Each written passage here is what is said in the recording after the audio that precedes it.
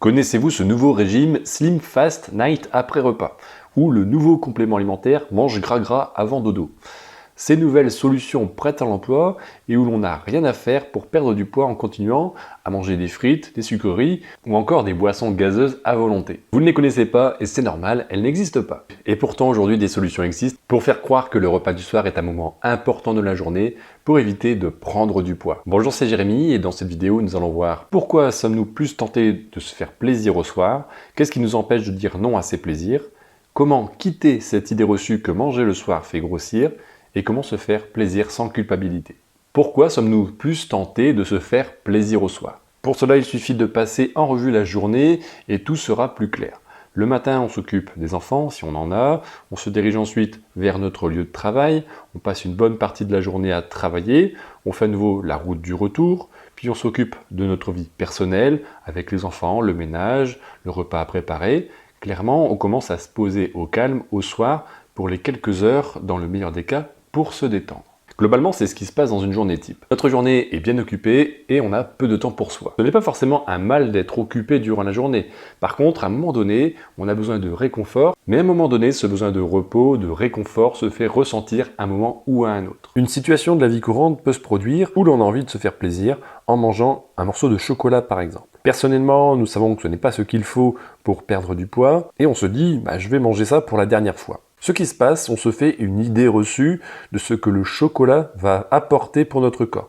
Et donc on commence à en avoir peur. Et comme on a du mal à gérer cette relation, le poids n'est pas perdu, voire on continue à grossir.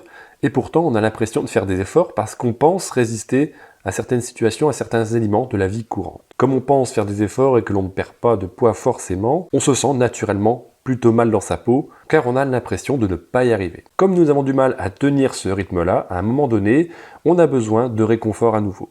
Et qu'est-ce qui peut nous apporter du réconfort? Encore une fois, ça va être l'alimentation. Lorsque l'on est soumis au stress, certaines hormones comme le cortisol est envoyé au sein du corps. Le stress prolongé, les difficultés à gérer ses émotions, le cortisol va amener à un dérèglement hormonal qui va entraîner une augmentation de l'appétit. On mange plus que la normale et donc c'est une prise de poids. Et là c'est un combat entre le corps et l'esprit. En continuant notre histoire, ces situations de la vie quotidienne exigeantes sont associées à des tensions avec les personnes que nous pouvons rencontrer dans la journée, à des difficultés pour résoudre certains de nos problèmes, à la fatigue qui s'accumule, etc. Avec ce relâchement, ce besoin de plaisir se fait ressentir pour certains. Ça se traduit par le besoin de faire du sport pour certains. D'autres personnes ressentiront le besoin de consommer certains aliments pour se réconforter. Principalement les aliments très sucrés, très gras ou très salés. La lutte se met en place entre notre petite voix intérieure qui nous dit « non, ce n'est pas bien ce que tu fais » et l'envie de vouloir manger encore et encore. De là naissent les conflits intérieurs, les envies de vouloir manger des aliments sucrés. Et c'est la raison qui va lutter contre ça pour éviter de craquer et de grossir. Mais est-ce que c'est vraiment le cas? Est-ce que manger au soir est vraiment responsable de notre prise de poids? Eh bien non.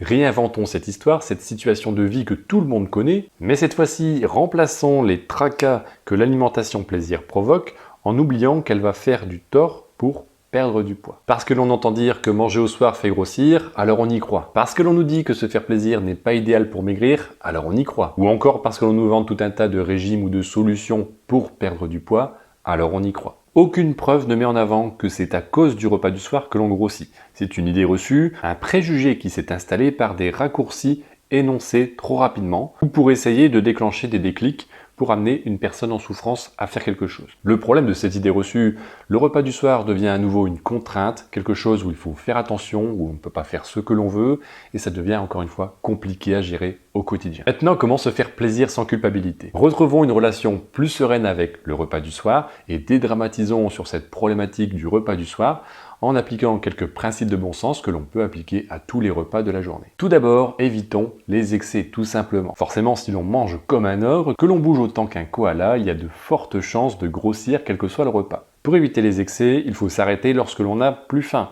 même si l'on a l'appétit d'Obélix. Il est préférable de ne pas le copier, mais plutôt de réapprendre lorsque l'on n'a plus faim, lorsque l'on est arrivé à satiété. Se faire plaisir, bien sûr que l'on a le droit. Par contre, il est préférable de garder les produits sucrés à la fin du repas pour une meilleure digestion. Les produits sucrés seront consommés en petite quantité et on évite d'en prendre tous les soirs, tout simplement pour éviter d'en faire une habitude. Parce que si c'est une habitude, ce n'est plus forcément un plaisir, mais plutôt un échappatoire. Pas besoin de culpabiliser ou de ne plus se faire plaisir au soir parce qu'il y a un risque de prendre du poids. Ce qui est certain, c'est de ne pas exagérer sur les quantités qui vont être consommées avant d'aller dormir. Encore une fois, il n'y a aucun interdit.